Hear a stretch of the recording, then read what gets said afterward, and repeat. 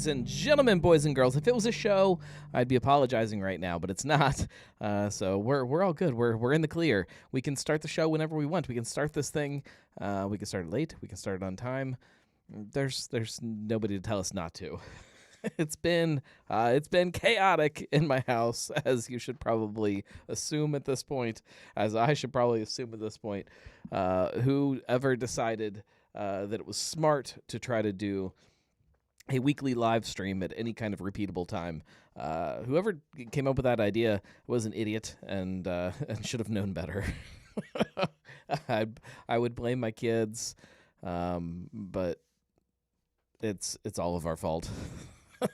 So we're coming off of vacation week, which I don't know if I mentioned on last week's episode, but my wife was sick while we were on vacation. She was sick like the entire time. It was terrible. And right as we got back, she started kind of getting back into the swing of things. But then immediately after that, then my oldest kid got sick.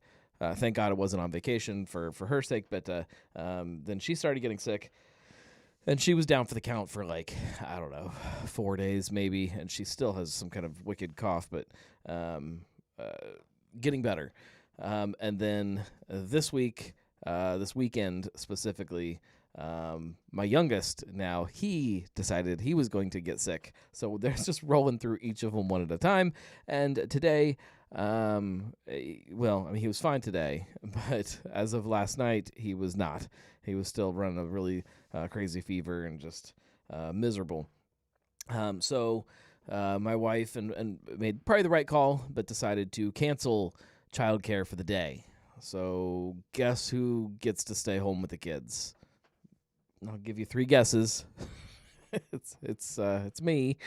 So I had to cancel my entire day today to take care of life, and so it's been a little chaotic trying to make everything happen today, since I was trying to do it all from home, which doesn't always work. Had to cram everything I was going to do today outside of the house. Had to cram it all into tomorrow. I did get out of the house. Let me open a beer before we get into the stories. This is a happy hour. It's an excuse for us to drink together. So if you're listening to the live stream, or watching the live stream, I should say, tell us what you're drinking. Let's see. I can go through right now and catch up on what everybody is drinking. Marco's having a psychopathy. And Josh just finished a West Side Dippa. And Julia already gave up on us and went to sleep. That's fine. I respect that. I'm looking forward to going to sleep. I've got a crazy day tomorrow. All right, empty glass. Let's fill this thing up. I'm gonna open up a beer that is gonna start a conversation. Good conversations and maybe not so good conversations, but we're going to open it up and we're going to talk anyways. This is Loner Low Life. This is a collaboration with Loner Brand and Swine City. Loner Brand is run by their, I guess, taproom manager, marketing coordinator, and this is a light American lager. Light lager, 4.2% ABV. Doesn't tell me much else. Anyways, let's crack this thing open. Marco says, what? What part do I need to clarify? I mean, you will see that this is a light lager when we pour this in the glass. I've had a few of these, and yeah, they are. It's light. I'll talk about this beer in a minute. I do want to talk kind of about everything else first, but head dissipates extremely quickly.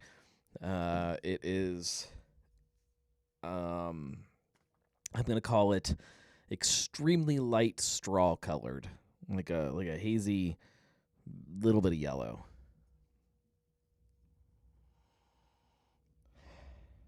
Yeah, we'll talk about the beer in a minute.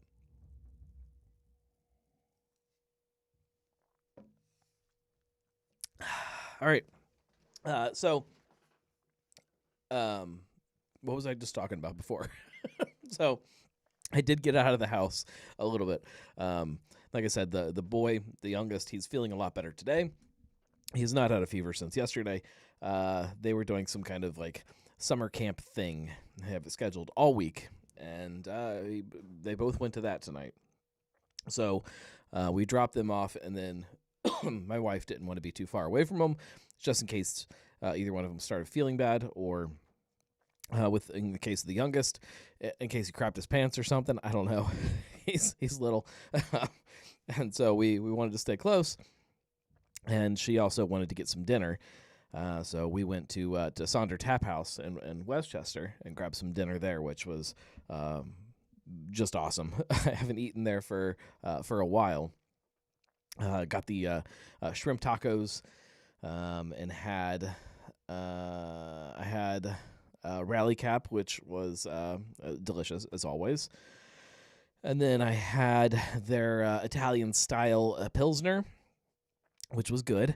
And then they had a India Pale, a black India Pale lager with Chinook hops, I believe. And that was delicious too. So I had 3 great beers and an awesome dinner, and was just really happy about that. I don't get to like just get out and especially with my wife, go sit down and just have a couple beers and sit and have dinner and not be doing any other kind of stuff. So it was refreshing and it was fun. Hopefully. I can hear my kids. They're both still awake. Hopefully they go to bed at some point. I assume since they've both been sick recently, they have to be tired, right? Like there has to be like some kind of lack of energy at some point. But it doesn't sound like they're anywhere close to that. But yeah, it's been exhausting coming off of all of that. Let's just jump into the Swine City stuff. The big news, and part of the reason that I wanted to open this beer tonight, was because, I forgot. I have another Swine City beer that I've been wanting to open. I was going to make a video about it though. Yeah, we won't open it tonight. I'll do a full video at some point. Maybe I'll record that tonight after the show. The big news from Swine City is that they are starting their own food program.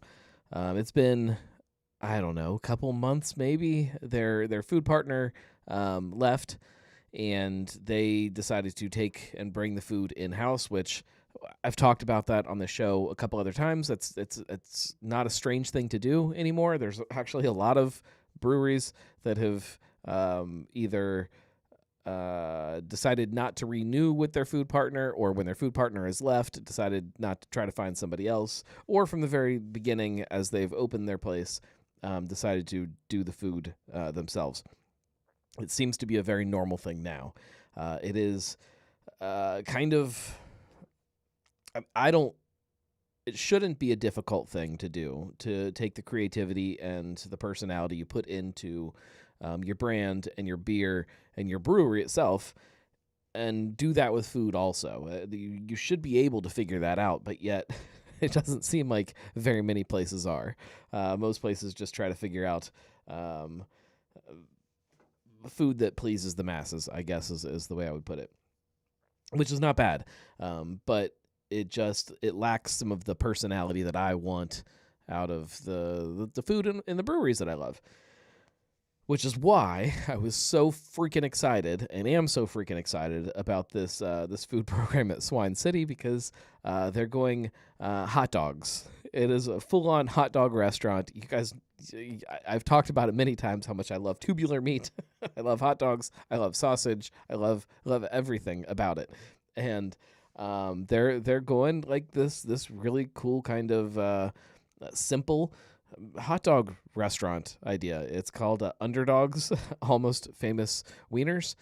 It has the branding that you guys hopefully are familiar with from Swine City now. I mean, if you look at the artwork on this can too, you kind of get a good idea of kind of the I don't want to call it punk rock because it opens up a whole other can of worms, but this aesthetic that they've got in their tap room and on a lot of their other branding is being incorporated into this Underdogs idea. The hot dog itself, the idea of doing hot dogs is they're cheap, they're easy, they're quick, and they leave a whole lot open to interpretation. You can throw all kinds of really crazy stuff on a hot dog and make it weird, but you can also just make a normal hot dog. So I'm excited to see them taking this idea of bringing their food in house and doing something that just fits their personality so well. A lot of places aren't doing that. Chris says, "Hey there, sorry I missed you this weekend." We'll talk about that. We'll talk about Karrakin in just a minute because we did talk about him. Well, we talked about him on somebody else's show, talking about Shifu. We'll drink some Shifu in just a second. Or maybe we'll drink some rum. I don't know. We'll drink something from Karrakin in just a minute because I'll talk about Karrakin. But I love Swine City so much. Anybody who knows kind of what I want out of a brewery knows that Swine City is right in the wheelhouse of what I want my local brewery to be. That being said, there are some beers that just drive me crazy. This is a perfect example of one of them. I'm happy drinking it. I'm fine drinking it. This is never going to be a beer that I just want to fill my fridge with, which is what makes it so interesting to me. And I find myself over and over sitting at the bar at Swine City, just having a great time and enjoying myself so much. And then when I'm here at home and I'm drinking the beer, I'm like, it's interesting to me. It's clearly, this whole thing is not about just what's in your glass. And I think that Swine City is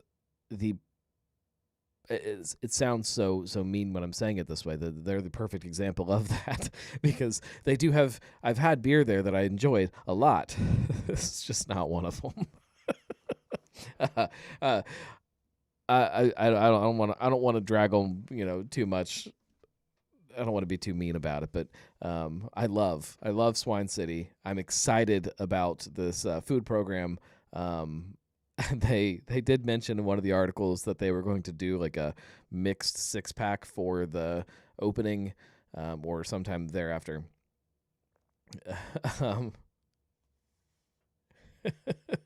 That they were going to do a mixed 6-pack of ketchup and mustard seltzers and a relish beer or something. Like I mean, I don't need that in my life at all.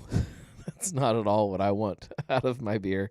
That being said, I would have said that about pickle beer, and I freaking love Urban Artifacts pickle beer. So maybe I'm just not. I'm not giving it enough enough latitude, I guess. I don't know. Dan is a great guy. The brewery, like I said, the personality of the brewery is phenomenal. There's a lot to unpack there about why I love them so much. And it says a lot about kind of where we're at with craft beer and what makes craft beer special versus other stuff.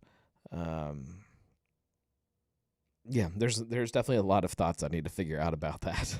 It's going to be a big article at some point. I need to get my thoughts together about it. Chris says that Dan listens to way too much music.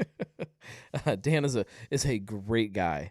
I've been trying to get Dan on Cincy Brewcast for a very long time, and hopefully we're close to it here, trying to figure out a time to make it make sense and be able to get him to do it. Because I mean he's a great guy. He Yeah, he's got a lot of fun thoughts about craft beer and about who they are and why they are who they are. Um, yeah. Moral of the story is I love swine. Um, since Chris is on here, we should probably drink something from Karrakin. Chris says, oh, well, there he is. I taught him everything he knows, and he did the complete opposite, which is probably good. There's, there's the right way to open a craft brewery, and then there's the wrong way to open a craft brewery, and somewhere in between those two things is the way that I want somebody to run a craft brewery. The right way is fine, and it's very boring and very stale.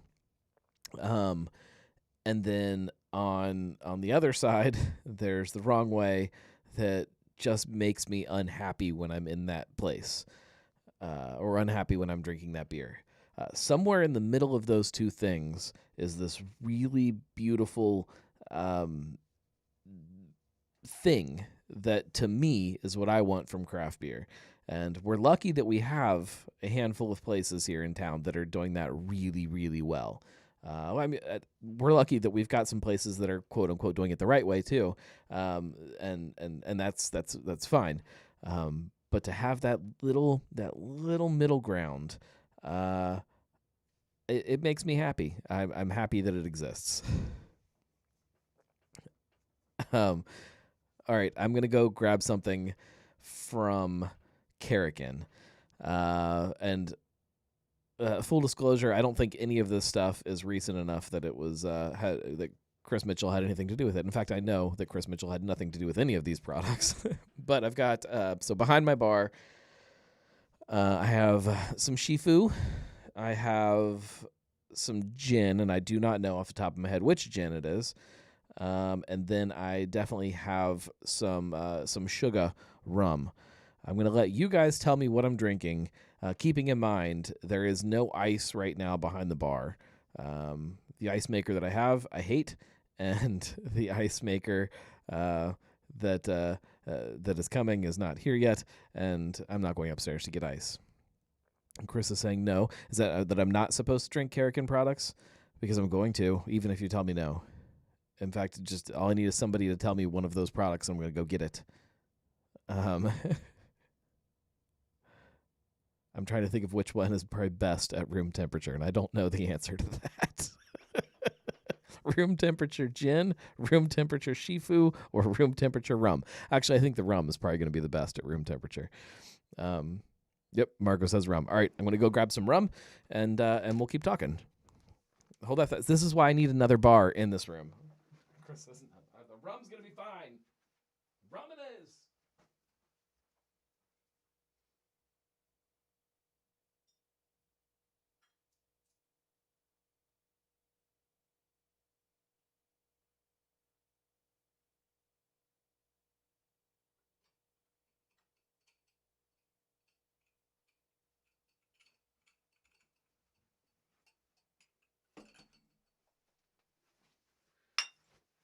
All right, I got more than one thing.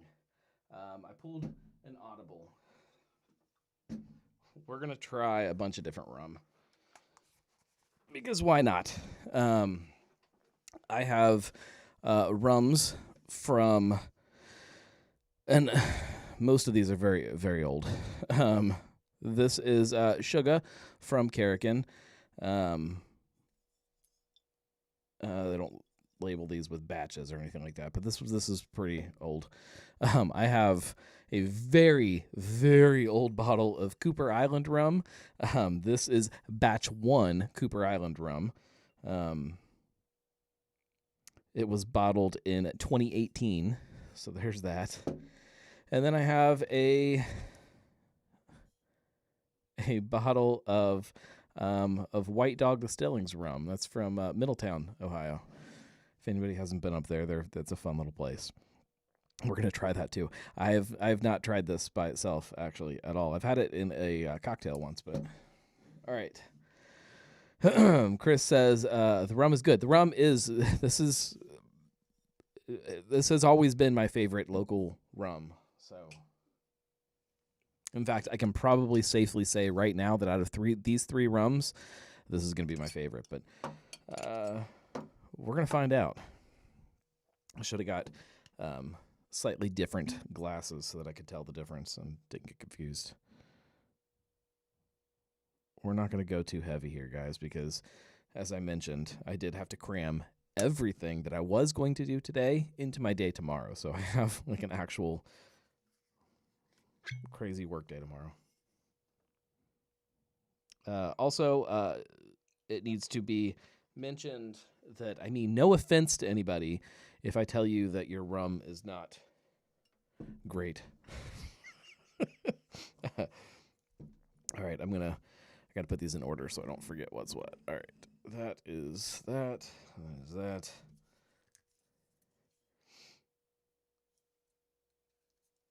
There we go. Well, this opens easy. That's nice.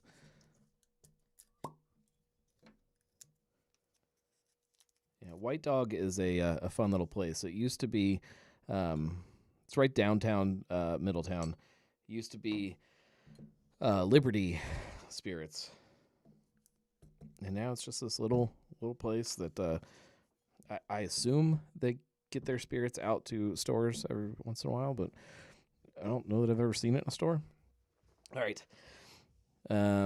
So this is Carrican. This is the White Dog, and then this is going to be Cooper Island. All right, let's get into these. All right. Here we go. Ooh, that smells so good. I love rum. I love rum so much. Okay. All right. Okay. So just with a quick little nose off of each of them, the Carrican does smell the best. Carrican is very molassesy, very pungent. The White Dog's not too far off either. The Cooper Highland definitely has a very ethanol kind of alcoholic aroma to it, which I believe they are all 80 proof. Yeah, they're all 80 proof, so they all should be fairly similar in that regard.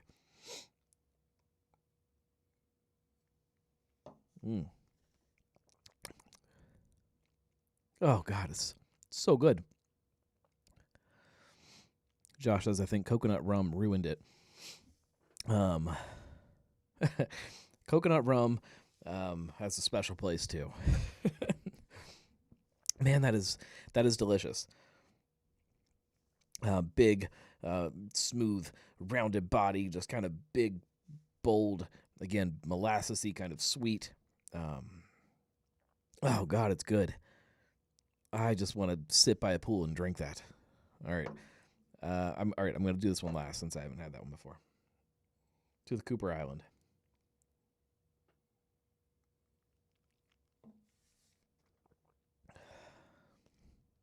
It's not bad. It's not as bad. It's going to sound mean, but it's not as bad as I remember it being. It does lack some of that body. Chris says we have some barrel aged rum. I saw that when I was there, but I didn't get any yet. It's on my list. I got to clear some space on the bar. Yeah, that's better than I remember it being. It definitely still has some of that medicinal kind of flavor to it, which I'm not a huge fan of, but no, that's fine. I could get behind that. That's actually way better than I remember it being. Yeah, I'm not a huge fan of the way it smells. Maybe that was my problem before, is that I couldn't get past the smell.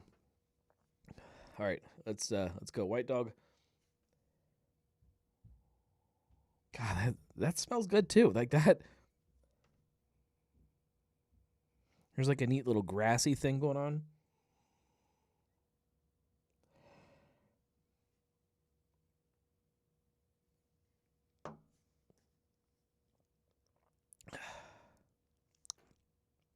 I'll be damned, that's good. You know what? I'm fine with any one of those. I will say the Gherkin is definitely the best. But that White Dog is not far behind. That's a little shocking to me. I was expecting that to be not as good as it is.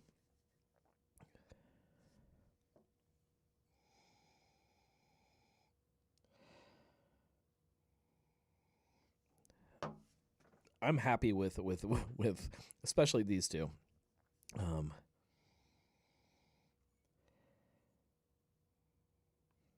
Chris says sulfur.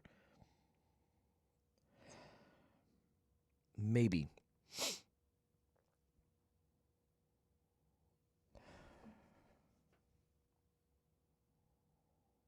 God, that's what it, that is. I love it.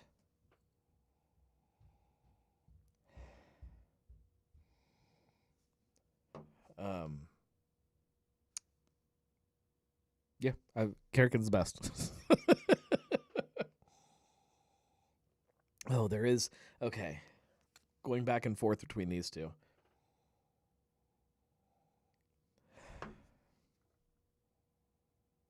This one has like a brighter, fruitier kind of, and by this one I mean the Kerrigan, has a brighter, fruitier kind of pop to it, whereas this one is a little not. If it's not bright and fruity, what is that? Um,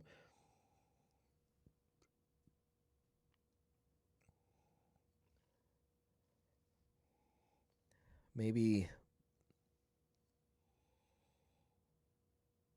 yeah, earthy, grassy, um, and then definitely kind of a little. I don't want to call it funky, but there's a little bit of that funk going on that I love about rum. Um, yeah, that's great. Um, all right, let's cuvee them together and see what the result is. Cheers. Why not? All right, this is White Carrick Island.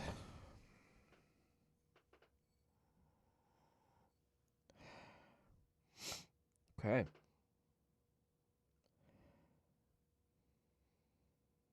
I think that medicinal thing is cutting through everything else. I might have just done ruin some rum.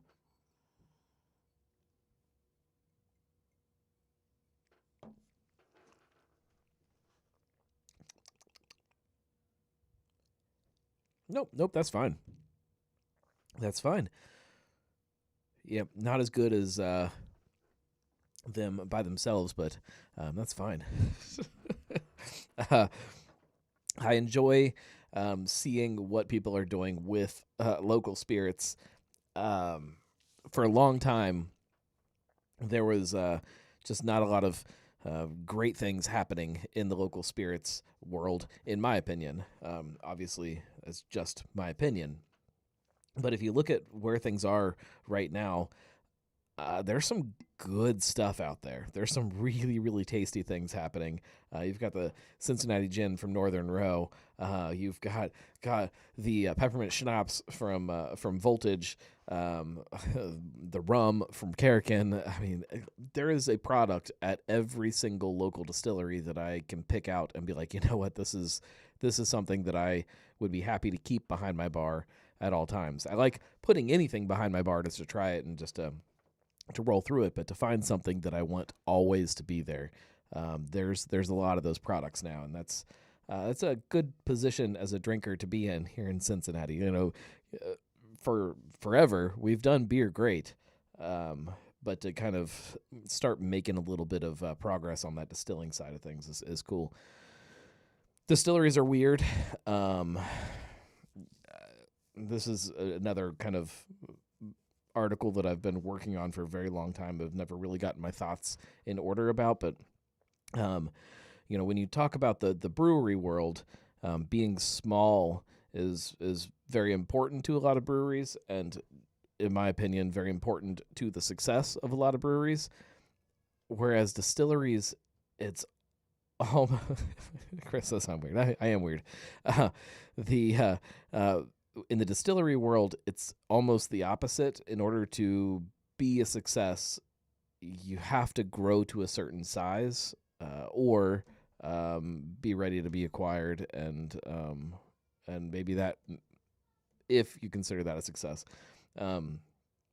there hasn't been a lot of room for a distillery to stay small and to serve their local community, which is a change for me in my mindset, and to see a place and to understand a place.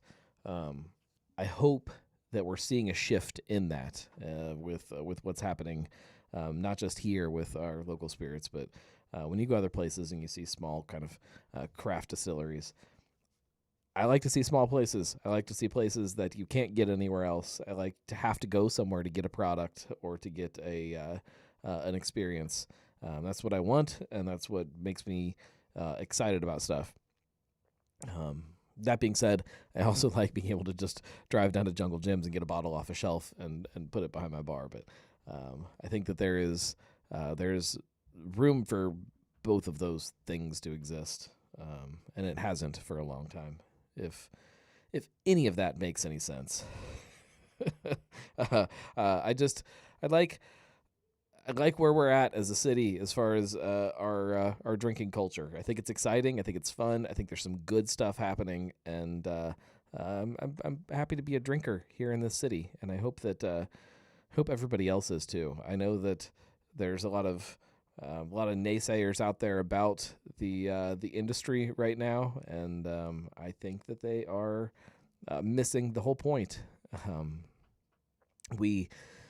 We talked about it a few weeks ago, about this idea of the measure of success, and I'm not done talking about that by any stretch, because I think that when people start to really understand why they're doing what they are doing, be it a brewery or a distillery or a bar or a restaurant, or just going out and drinking, if you're a drinker, understanding why you are doing that, can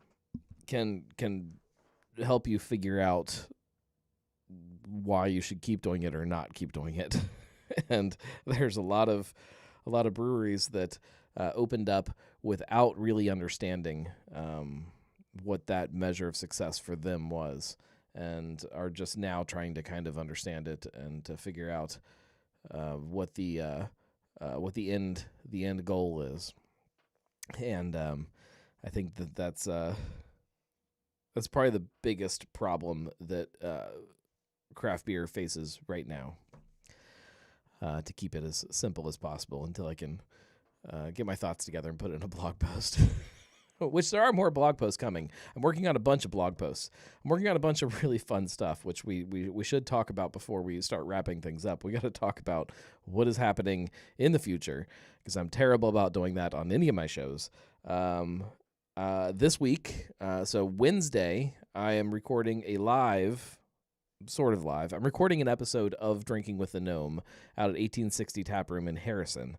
I've been wanting to get out there and record with them for a while. I think it's what's happening in Harrison is very fun right now to me, and they are doing things. They didn't open a brewery. They opened a bar bottle shop kind of thing that helps kind of showcase all the other things that are happening, and I like that a lot. Want to get out there and talk to them for a while. We're going to do that. They asked if we could do it on a night where they were doing their mug club, because there was going to be people there, and I said sure. And then they said, well, why don't we tell people we're going to do it? I said that's fine too. So we're gonna make it a night. If anybody is free and wants to come hang out in Harrison, which you should come hang out in Harrison, you can drive by the new Hearth Brewing and wave at them, I guess, as they keep building. You can stop by the new Fretboard location in Harrison. You can go to some of the other new bars that are there, and then you can come hang out and have a drink with me as we talk All Things Harrison, which is a conversation. I believe we're gonna start recording.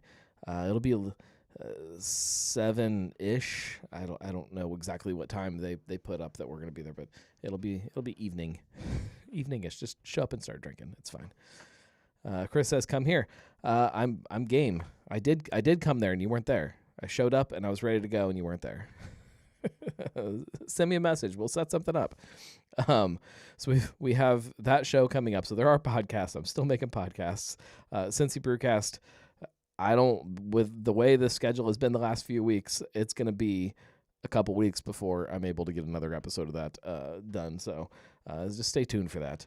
The biggest thing that I'm working on right now is Cincy Beer Week. I'm bringing Cincy Beer Week back. I know a lot of you guys, I've told you about it.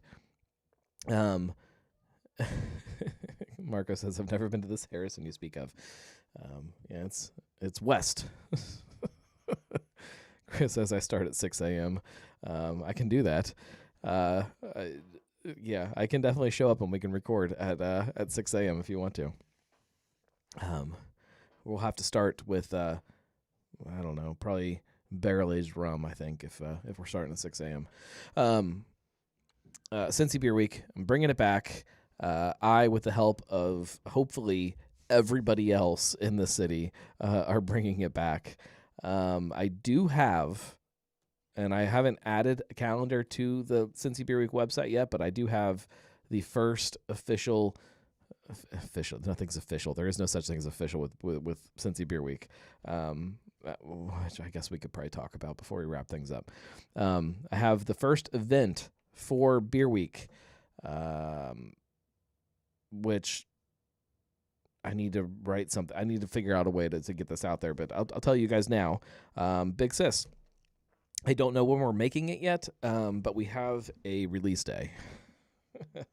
My wife is texting me, "Are you done recording?" No. Let's see. Let's see. That is... So Beer Week is going to kick off October 4th of this year. So that is a Friday. And it's going to go Friday, Saturday, Sunday, then the whole next week and wrap up on the next Sunday. So, yeah, 10 days. That's how we do weeks in beer. It's going to, and Big Sis, the release day, is going to be the 12th. So the Saturday at the end of Beer Week. That leaves a whole lot of other days that we need other events. So this is where I need everybody else's help, and there are going to be lots of emails going out and lots of conversations over bars and things that are going to be happening over the next couple months. But we need events. We need Beer Week events. I want this to be done the right way. Number one, it does not cost anything to have a event that is a Beer Week event. All you have to do is plan something and somehow let me know that you're doing it, or send an email on the website or whatever. And it'll go on the calendar and we'll promote it and we'll talk about it. I want events. I want a lot of educational, fun, different events. Tap takeovers are fine. Beer tappings are fine. Pint nights are fine. All of that stuff. I don't. That's all fine, but that's not what I want to really be what we see from Beer Week. I want things that kick it to the next level and remind us about how fun it is to drink craft beer. I don't. My wife is just texting me okay. She has captured a mouse. Oh, no, she caught 2 mice. She claims she caught a mother and a baby. I don't know how she knows that they're related, but she says they're related. And she says it's so cute, but they can't be in there all night. So now I have to take the mice and go walk to the park and let them go live in the woods. because that's what we do with our mice. We take them and we walk down to the other end of the neighborhood and we release them in the park, which I think is illegal. So maybe I shouldn't say that out loud. I don't think you're supposed to like let animals out in the park. I don't think that's good, but it's fine. I'll take my rum, or I'll put this in a flask and fill it up the rest of the way. Josh, that's the great park in the sky. No, we take them to the actual park. They go live by the creek. It's fine. Marcus, what did you catch them in? We have these little live traps that work great. And we just, whenever we get them once or twice a year, we'll get a little family of mice that just move in and catch them and we take them to the park. Is that not normal? Are we supposed to be killing our mice? Because we don't. I don't know how you could. Man, they're so cute. I love them. I would keep them all as pets if I could. I would let them just live in the house with me if they wouldn't shit all over the place and chew on wires and stuff. Ain't nobody got time for that. All right. I guess we should probably wrap things up since I now have pets to go take care of. Beer Week is coming in October. Please, if you are a brewery owner or a brewer or a person that works in a brewery or somebody that is, start spreading the word, start planting the seed. I'm going to do my best to do it also, but we need events, and we need good events, and we need things that make people excited about craft beer again, or spirits. You know what? If you can make an event that ties craft beer and spirits together, I don't even care. Don't care at all. It's still craft beer, as long as there's beer involved somehow. It's going to be fun, and I think that the city is ready for a rebooting of something that kind of captures that soul that it used to have. If anybody has any questions about it, shoot me a message. If Chris, if you want to set up a show, shoot me a message. Like, I will do it. And I'm not joking about the 6 a.m. time. I can do that if you want to record early, but a little bit later is probably a little better for me. Usually sets the tone for the day. And we'll be back next week. We'll be back on Wednesday if you want to show up live and come hang out in Harrison. But as far as this show, we'll be back on next Monday. Hopefully the time we're supposed to do it at, because I really am trying to be better about that. I also made for any of you who are always on and know that I still have not done the new intro video and finished all of the new branding. We're making progress. I have some bits of it recorded, and it's getting close. It's not close. It's moving. It's progressing nicely. All right, we'll see you guys next week. Thanks for hanging out. Sorry we were late. Not sorry. It's not a show. If it was, then I would be sorry. We'll see you guys later. Stay tuned. Fun stuff on the way. Cheers, everybody. Thank you.